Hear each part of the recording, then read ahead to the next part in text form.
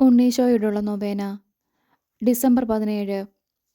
മനുഷ്യവംശത്തോടുള്ള സ്നേഹത്താൽ സ്വന്തം പുത്രനെ ഞങ്ങൾക്ക് വഴികാട്ടിയും രക്ഷകനും നാഥനുമായി നൽകിയ കാരുണ്യവാനായ പിതാവേ, അപമാനത്തിൻ്റെ അടയാളമായിരുന്ന കുരിശിനെ മഹത്വത്തിൻ്റെ പ്രതീകമായി അങ്ങ് ഉയർത്തിയല്ലോ.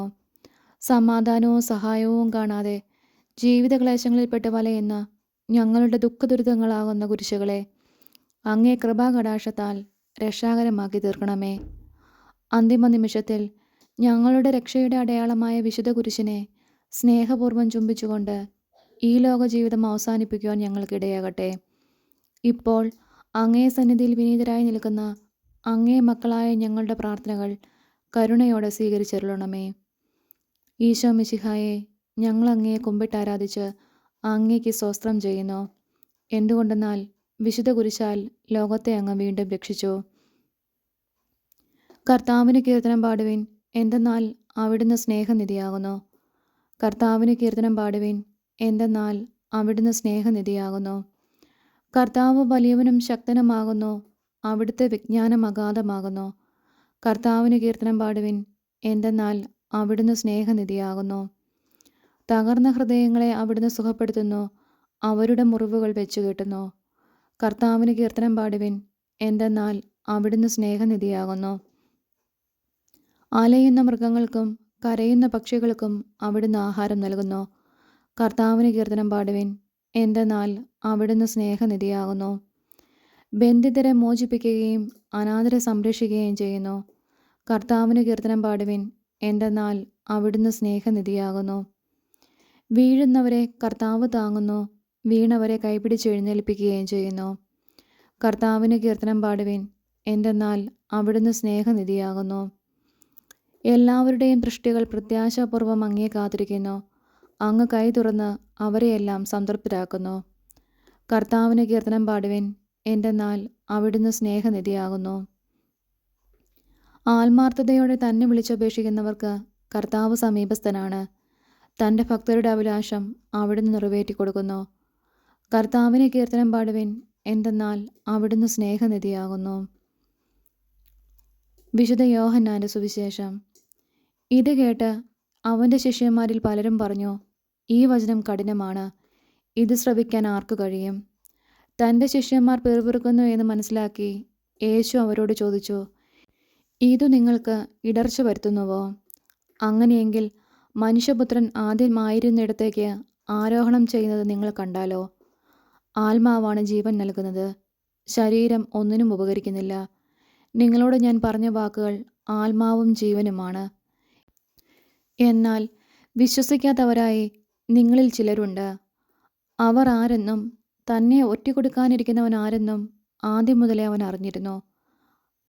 അവൻ പറഞ്ഞു, ഇതുകൊണ്ടാണ് പിതാവിൽ നിന്ന് വരം ലഭിച്ചാലല്ലാതെ എൻ്റെ അടുക്കലേക്ക് വരാൻ ആർക്കും സാധിക്കുകയില്ല എന്ന് ഞാൻ നിങ്ങളോട് പറഞ്ഞത്. ഇതിനുശേഷം അവൻ്റെ ശിഷ്യന്മാരിൽ വളരെ പേർ അവനെ വിട്ടുപോയി. അവർ പിന്നീട് ഒരിക്കലും അവൻ്റെ കൂടെ നടന്നില്ല. യേശു 12 പേരോടുമായി ചോദിച്ചു, നിങ്ങളും പോകാൻ ആഗ്രഹിക്കുന്നുവോ? ശിമയോൻ പത്രോസ് മറുപടി പറഞ്ഞു, കർത്താവേ, ഞങ്ങൾ ആരുടെ അടുത്തേക്ക് പോകും? നിത്യജീവൻ്റെ വചനങ്ങൾ നിന്റെ പക്കലുണ്ട്. നീയാണ് ദൈവത്തിൻ്റെ പരിശുദ്ധൻ എന്ന് ഞങ്ങൾ വിശ്വസിക്കുകയും അറിയുകയും ചെയ്തിരിക്കുന്നു. യേശു അവരോട് പറഞ്ഞു, നിങ്ങൾ 12 പേരെ ഞാൻ തിരഞ്ഞെടുത്തില്ലേ? എന്നാൽ നിങ്ങളിൽ ഒരുവൻ പിശാചാണ്. അവൻ ഇത് പറഞ്ഞത് ശിമയോൻ സക്രിയയുടെ മകനായ യൂദാസിനെ കുറിച്ചാണ്. എന്തെന്നാൽ 12 പേരിൽ ഒരുവനായ അവനാണ് യേശുവിനെ ഒറ്റിക്കൊടുക്കാനിരുന്നത്. നമ്മുടെ കർത്താവായ മിശിഹായ്ക്ക് സ്തുതി. നമുക്കെല്ലാവർക്കും ഭക്തിയോടും പ്രതീക്ഷയോടും കൂടെ കർത്താവെ, ഞങ്ങളുടെ പ്രാർത്ഥന കേൾക്കണമേ എന്ന് അപേക്ഷിക്കാം. കർത്താവെ, ഞങ്ങളുടെ പ്രാർത്ഥന കേൾക്കണമേ. അങ്ങേ ജനങ്ങളുടെ ആത്മീയ അന്ധകാരം നീക്കുവാൻ കുരിശിൻ്റെ പ്രകാശം കൊണ്ട് ലോകത്തിൽ വെളിച്ചം പരത്തിയ കർത്താവെ, ഞങ്ങളുടെ ബുദ്ധിയെ പ്രകാശിപ്പിക്കുകയും മനസ്സിനെ ശക്തിപ്പെടുത്തുകയും നിർമ്മല മനസാക്ഷിയോടുകൂടി ജീവിക്കാൻ അനുഗ്രഹിക്കുകയും ചെയ്യണമെന്ന് അങ്ങയോട് ഞങ്ങൾ പ്രാർത്ഥിക്കുന്നു. കർത്താവെ, ഞങ്ങളുടെ പ്രാർത്ഥന കേൾക്കണമേ. കുരിശിൻ്റെ അടയാളത്താൽ നിങ്ങൾ വിജയം വരിക്കുമെന്ന് അരുൾ ചെയ്ത കർത്താവെ, അങ്ങയുടെ വിശുദ്ധ കുരിശിൽ അഭയം തേടുന്ന ഞങ്ങളുടെ പരിശ്രമങ്ങളെ വിജയിപ്പിക്കണമെന്ന് അങ്ങയോട് ഞങ്ങൾ പ്രാർത്ഥിക്കുന്നു. കർത്താവെ, ഞങ്ങളുടെ പ്രാർത്ഥന കേൾക്കണമേ.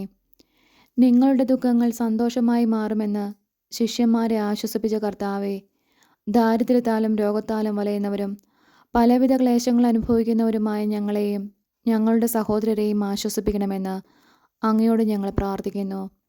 കർത്താവെ, ഞങ്ങളുടെ പ്രാർത്ഥന കേൾക്കണമേ.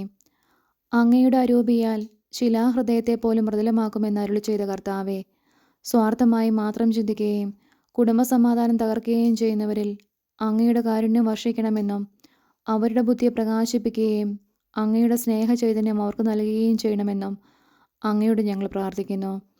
കർത്താവെ, ഞങ്ങളുടെ പ്രാർത്ഥന കേൾക്കണമേ. അങ്ങേ കുരിശിൻ ചുവട്ട് നിലകൊണ്ട് വ്യാകുലയായ മാതാവിൻ്റെ യോഗ്യതകളെ ഓർത്ത് ഞങ്ങൾ കേണപേക്ഷിക്കുന്ന ഈ പ്രത്യേക അനുഗ്രഹം തന്നതിലുള്ളമെന്ന് വിശ്വാസത്തോടു കൂടി ഞങ്ങൾ പ്രാർത്ഥിക്കുന്നു. കർത്താവെ, ഞങ്ങളുടെ പ്രാർത്ഥന കേൾക്കണമേ. നമ്മളുടെ ഉദ്ദിഷ്ടകാര്യം എന്താണോ അതിവിടെ അനുസ്മരിക്കുക. പിതാവും പുത്രനും പരിശുദ്ധാത്മാവുമായ സർവേശ്വര, അങ്ങേക്ക് അസാധ്യമായി യാതൊന്നുമില്ലെന്ന് ഞങ്ങൾ ഉറച്ചു വിശ്വസിക്കുന്നു. അങ്ങയുടെ നിരന്തരമായ പരിപാലനവും അനുഗ്രഹവും ഞങ്ങൾക്ക് നൽകണമേ. വഴിതെറ്റിപ്പോയവരെ അങ്ങ് നേർവഴിക്ക് നടത്തണമേ. പാപികൾക്ക് പശ്ചാത്താപവും മരിച്ചവർക്ക് സ്വർഗഭാഗ്യവും നീതിമാന്മാർക്ക് സന്തോഷവും പ്രദാനം ചെയ്യണമേ. പ്രത്യാശാപൂർവം അങ്ങയെ സന്നിധിയിൽ സമർപ്പിക്കുന്ന ഈ പ്രാർത്ഥനകൾ ദയയോടെ കേട്ടരുളണമെന്ന് അങ്ങയോട് ഞങ്ങൾ അപേക്ഷിക്കുന്നു. പ്രാർത്ഥിക്കാം.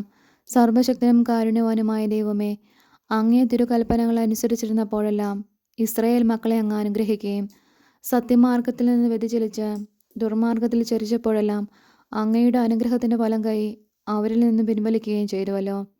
അങ്ങേ പ്രമാണങ്ങളനുസരിച്ച് പാപമാർഗത്തിൽ നിന്ന് പിന്തിരിയുവാനും അങ്ങനെ അങ്ങയുടെ അനുഗ്രഹത്തിന് അർഹരാകുവാനും ഞങ്ങൾക്ക് കൃപ ചെയ്യണമേ.